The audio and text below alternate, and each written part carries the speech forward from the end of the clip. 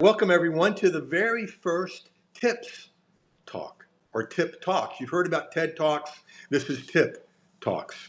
Welcome to the show for episode 1. I'm Jeff Herring, your host, and with us here are two very esteemed colleagues. One of them is Denise Wakeman, and she's going to approach this through the lens of visibility. And I guess I should tell you what this is. This is focused on how to grow your Substack newsletter. So Denise is going to focus on visibility, Andy's going to focus on AI prompts, and I'm going to focus on, as Denise said, the thing you talk about in notes every day, content profit. So we're going to dive right in here. Denise, you're first. How does visibility work into growing your Substack? Okay, well, you're kind of changing the topic a little bit, but what was it supposed to be? So about newsletter visibility. So I wasn't not really focused specifically on Substack, but okay. Well, that's fine. That's yeah, fine. We can do both. yeah. Because to me, anything that applies to Substack would apply to any newsletter that someone may be writing. So that's the thing I tell people, because somebody was telling me the other day, how come you're investing so much time in helping people run their Substacks? Because, this one could change like all the others did. I said, well, okay, then I'll go to the next one, because yeah. the principles, like you say, are all the same, whatever Yeah. platform you're on. Yeah, it's pretty much platform agnostic. The things that I talk about. I like that phrase, platform agnostic. I like it. Yeah, that's how I look at all of this, because there are fundamental and foundational things that you want to always be focused on, no matter if you're growing a newsletter on Substack or growing a newsletter on one of its competitors, we won't name them, or you are, publishing a newsletter that you send through your own email service provider, right? So, which is the way we all started. Me moving over to Substack a while back, was new for me to go onto a platform to publish a newsletter, right? Right. So, but the reason I did is because of the amount of visibility that Substack can give creators. I mean, it's huge what they're doing.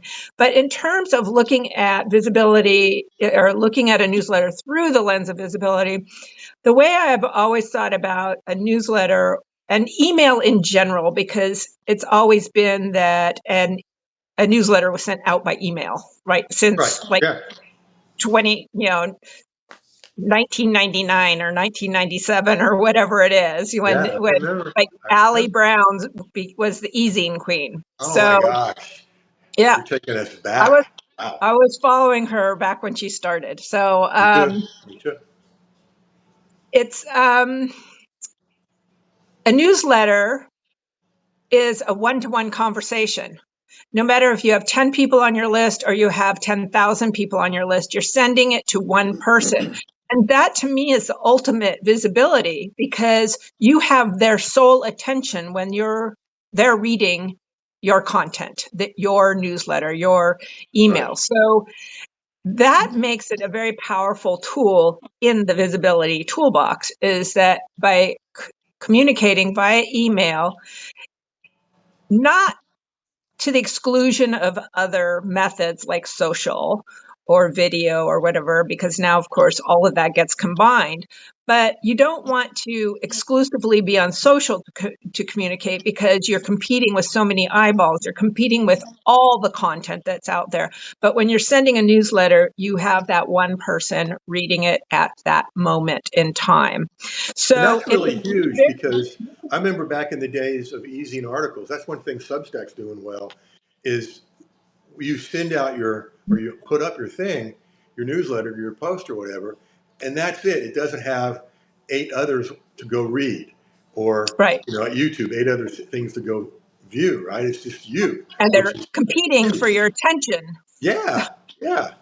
So, and that was really, what the purpose of websites were too.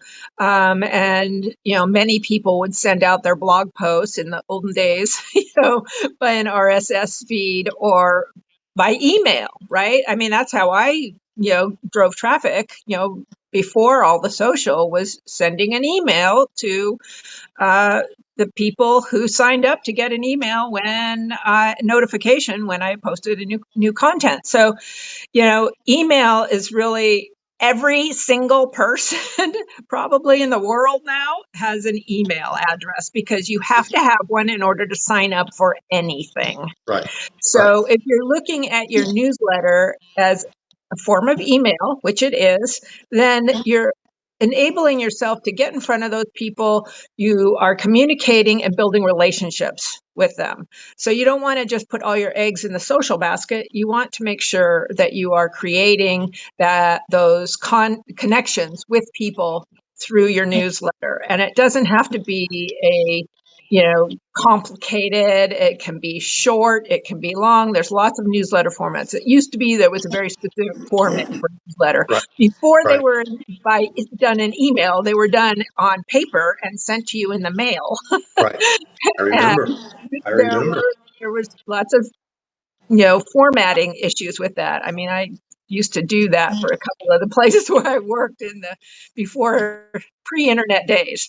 So now it's so easy, but there's a lot of ways to look at it, but I'm going to change, give the floor to Andy, and then we can come back around to. Okay, yeah, we'll do that. We'll do that. And just to add something to what you were saying, I hadn't thought about this in ages, but the first email newsletter I ever had was back when I was a counseling psychologist, and half of my clients were teenagers and their families, right? And the people that referred teenagers were the guidance counselors in the middle schools and in the high schools. And the Mhm. rule where I lived was if they referred you to somebody, they had to give 3 names. Okay. And so I wanted to stay top of mind. So my first email newsletter, it's such a nice creative name. It was called the Guidance Gazette. Okay. Oh, A little alliteration there. Gazette. Yeah, yeah, But yeah. basically what it had is some of my articles from the newspaper and a schedule of when I was doing groups. And what that turned into, a lot of the counselors told me, yeah, we got to give out 3 names, but when we give them out, our thumb is on yours. Like, okay, that's cool. And then it turned into about half of those people sent their kids to me. So I was like, all right, this newsletter is a good thing to do. So yeah, I can't wait to hear what else you have to say. And Andy, I can't wait to hear what you have to say. The king, the master, the OG of AI prompts. Prompt master. That's right. Oh, Ah, I like that prompt master. I'm blushing. Well, and this is my first live on Substack, so thank Well, you so much welcome. for having me. And as you can see, Pleasure. I'm using this tripod for my phone that I bought like 10 years ago. And so if it looks like I'm like almost to my ceiling, that's why, because it's kind of pointing up You're at just me. taller than I thought you were. That's all. Yeah. So I mean, I've had a Substack now for a few months, and I've scared Jeff away already. Um, so what I'm noticing, Forgot there to he turn is, my he's lights on. back. What I'm noticing is a lot of people are letting AI do all the heavy lifting, and that's not the way to go. But here I am, the OG of prompting or whatever. Uh, so I mean, I'm like. Uh, a big proponent of using prompts, but it has to be in the context of a conversation.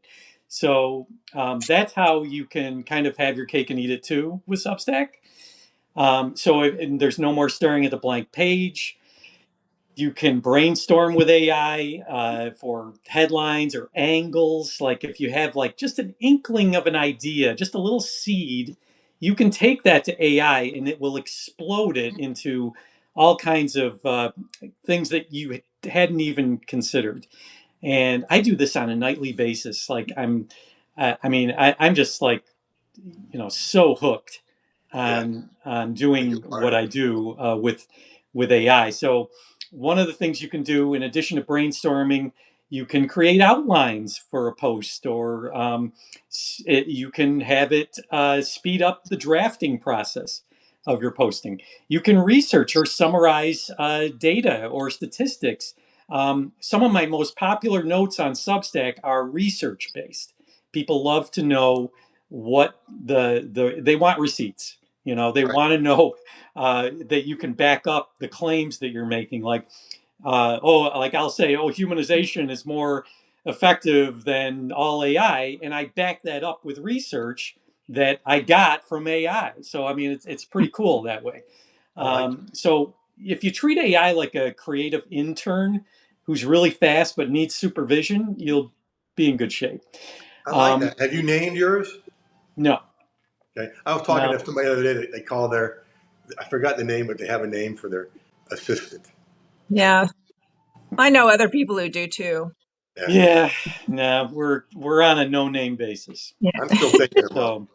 So things to avoid: over relying on AI. Like I said, you're going to lose your voice. A lot of people are losing sight of their own voice, their own humanity, because they're relying on AI too much for doing the work. It's very tempting, and it's a very fine line between having AI like save you all this time, but then you forgot what you're all about. Like, what is my mission? What is my purpose? What's my voice?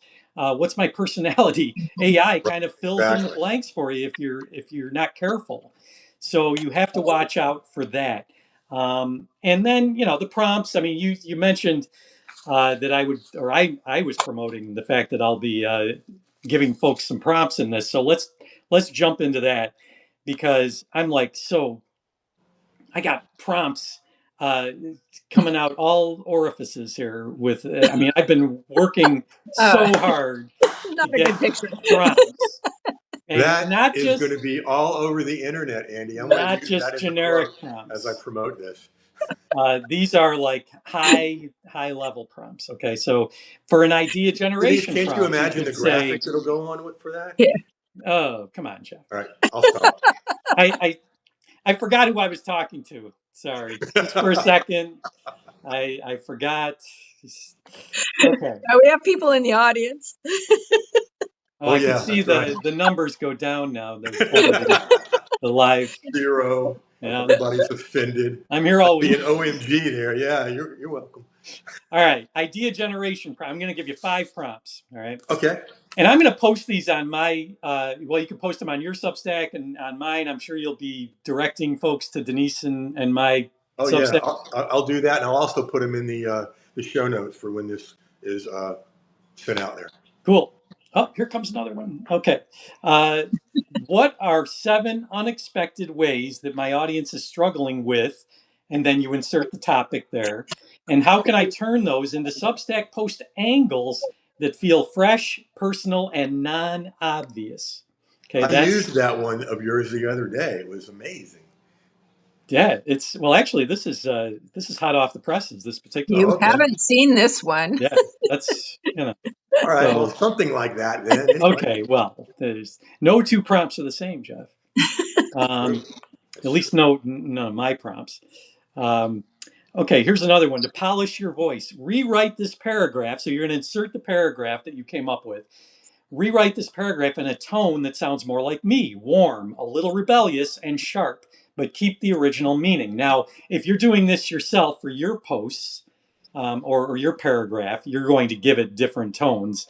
Or you could ask AI what your tone is if you have a history of communicating with AI. Like I've been working with AI for over 2 years now, so it knows my tone backwards and forwards. So I could say this and it would know.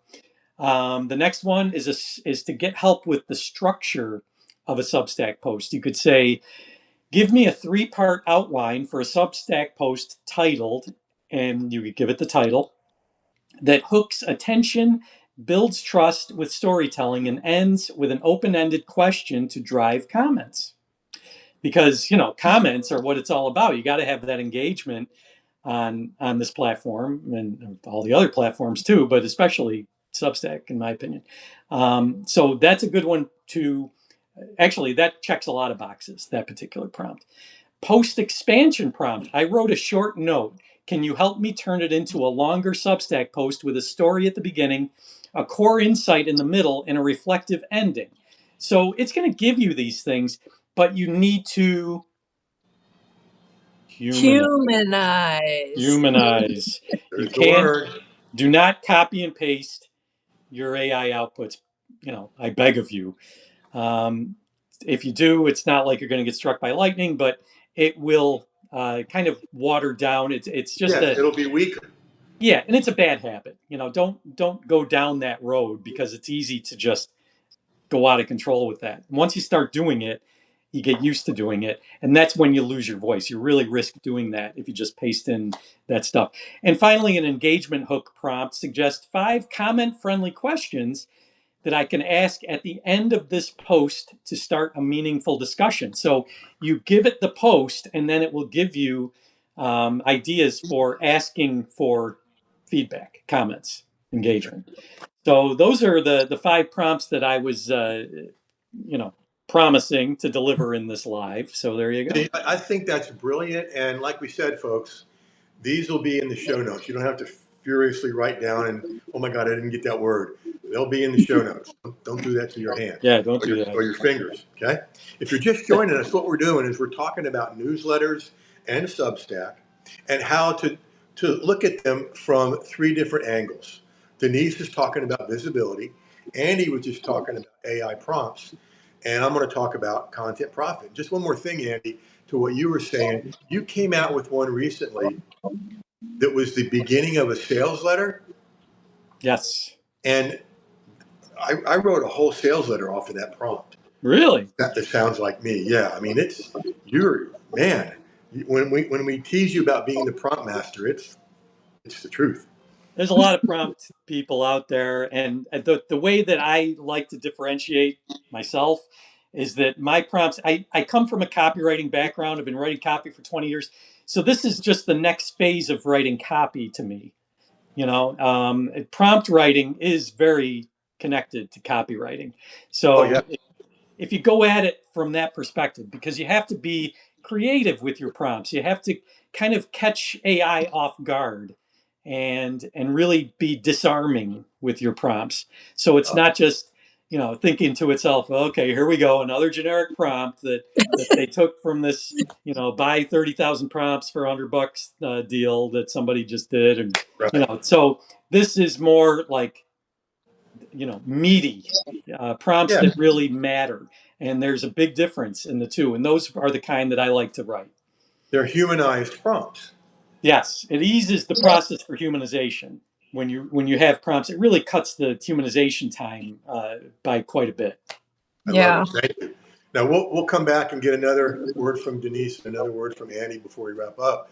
I'm going to talk about content profit. And to me, somebody that's looked at repurposing all my career and turning it into profit, Denise is nodding her head and rolling her eyes. Yeah, you've done it a couple times.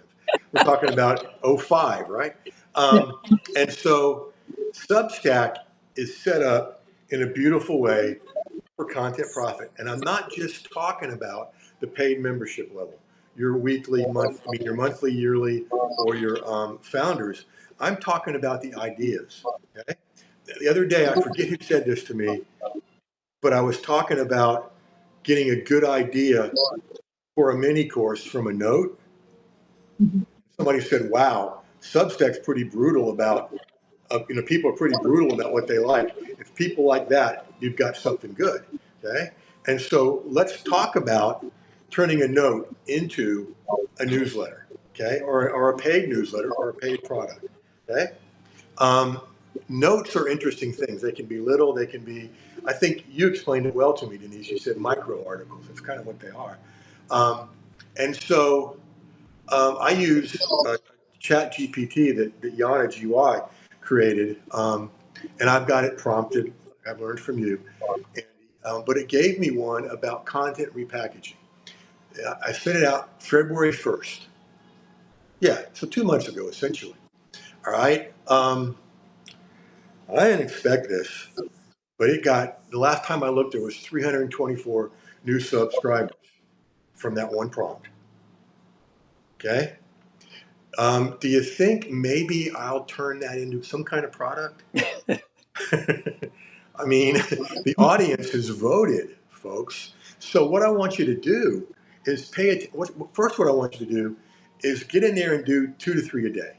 Okay, that's kind of the standard to get noticed, and it does get you noticed. I mean, getting 324 new subs from one thing is a good thing.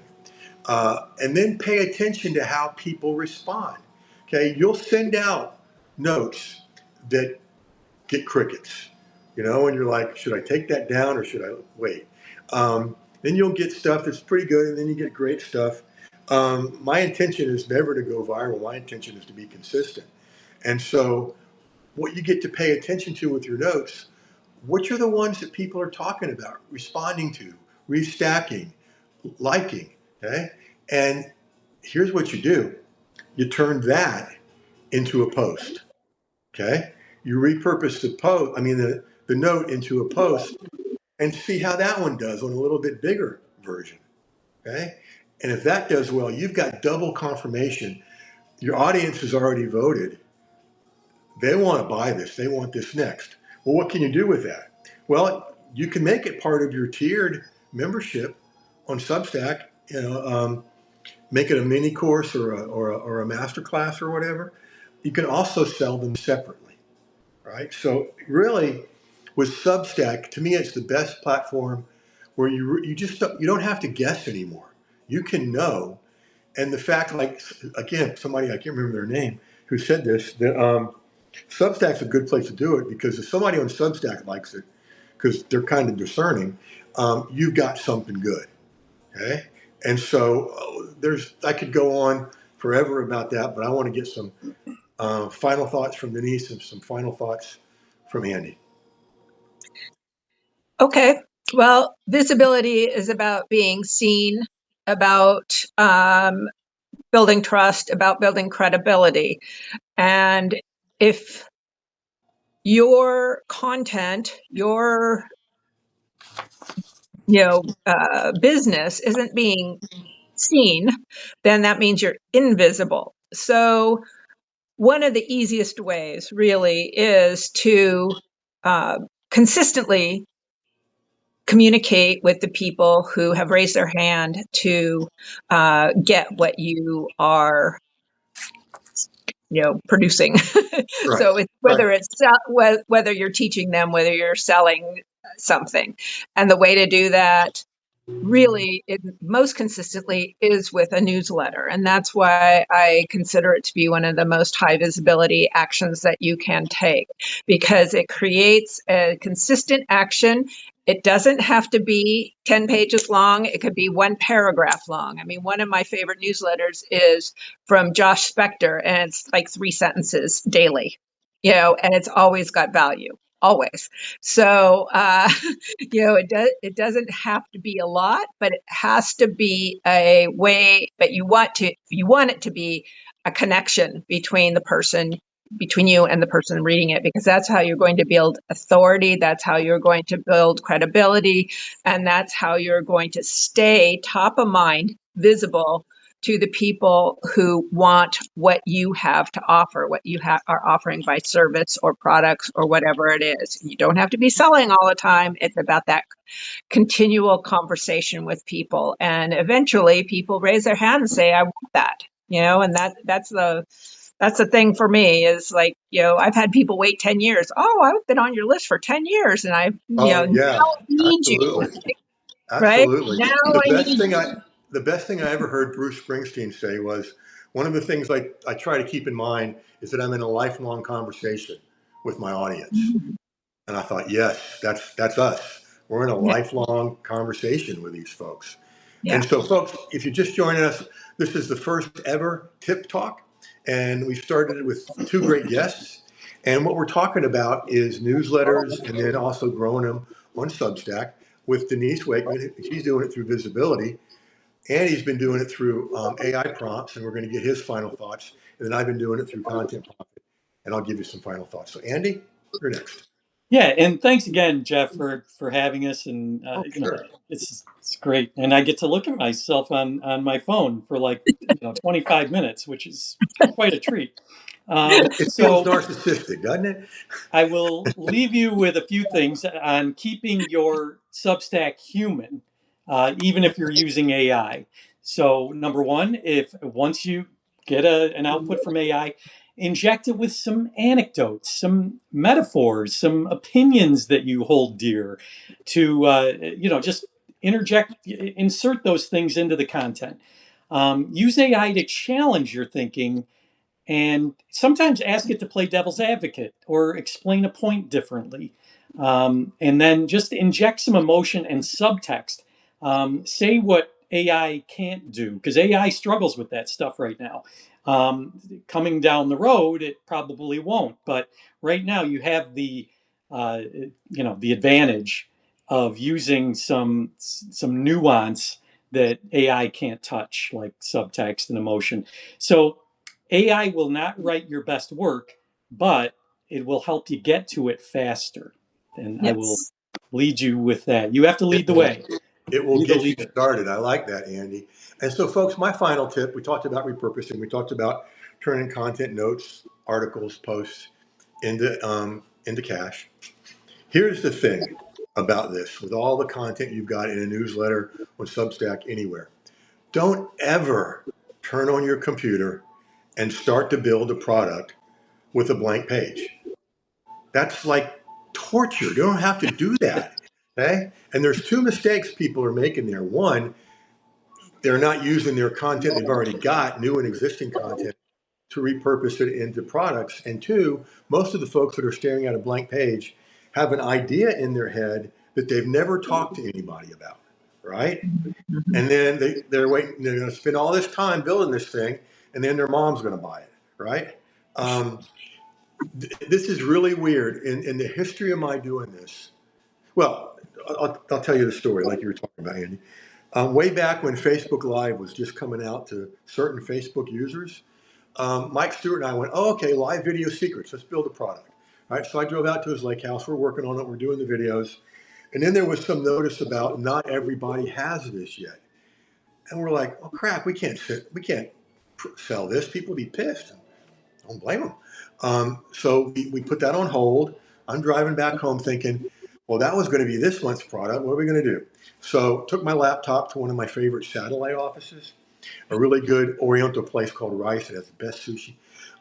So I got my favorite, got out my computer, and I said, all right, folks, here's what's happened.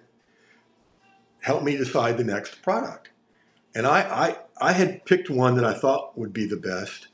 And I threw one in as just a filler to make it five because I'd done something about repurposing the year before. Well, that's the one they wanted, was the one on repurposing, which I'd have never in a million years guessed.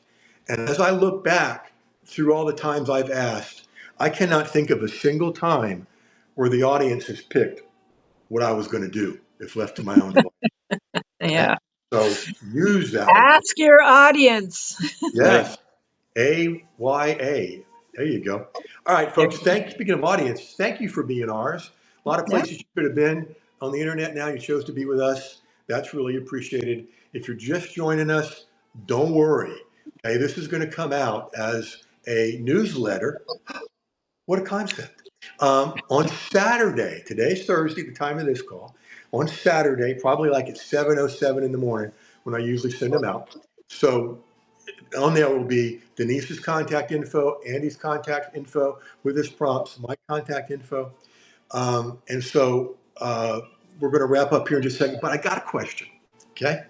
Because Mhm. this has been a few weeks in development with Andy and Denise and I about doing this. This is the first Tip Talk I've ever done, episode one, and I couldn't think of two better guests to start with.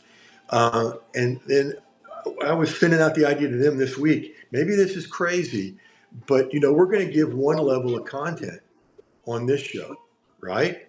Okay, and you guys have got stuff you can go home and use right now, or use as soon as we hang up, or even use while we're talking. Okay, what if we got back together and went deeper and did about 20, 30 minutes each and created like a mini product or a small master class or whatever. And so, folks, Yeah. do me a favor. The reason I'm asking you that, if that's a good idea, make the hearts flow. I want to see the hearts flow from the bottom of this phone. And if you're listening to this on the replay, two things. One, where the heck were you for the live? And two, you can tell us below whether this is a good idea or not. And here come the hearts. And Annie's giving us one. There we go. I never knew how Good to do idea. that. Am There I we doing go. it right? I don't know. Just don't do the wrong thing. All right. So thanks for all the hearts. Denise, thank you very much for being here. Andy, thank you very Thank much. you. Thank you. Thank you. Again, guys, thank you all for being here.